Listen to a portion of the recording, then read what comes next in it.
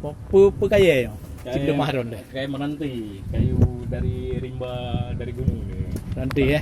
Bukannya kayu yang di kampung, yang kayu asli kualitasnya. Tapi belum belum dicek, masih alami. Berapa buah semua? Sekitar 8 buah, 10 buah lah. 10 buah. Yang di luar sama dalam. Kayu sama semua, merah semua. Meranti merah ya? Meranti merah nih. Karena kedai nggak jualan lagi, mau dijualkan semua. Habis sewa. Apa lokasinya nih? Di Lempung Desa Pulut. Tempatnya apa namanya? Tempat jualan jus nipah. Jus nipah ya. Jadi aku cocoknya udah deh. Meranti merah ha? Meranti merah. Belum ada apa-apa nih, belum dicek nih.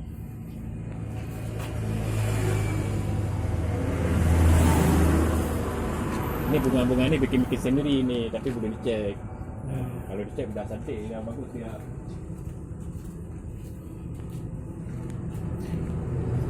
Berapa nih? Madum. Madum berapa? 10 juta semua. 10 juta? Semua ya. Tapi nanti kan kalau udah pasti ada.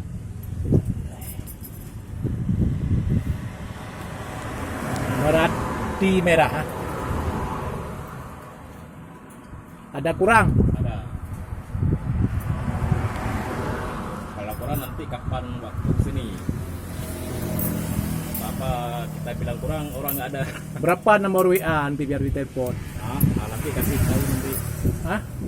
Ngapi mana WA? Ada, aci bu pedut bu telepon. Boleh bu. Di telepon kadang nak urung.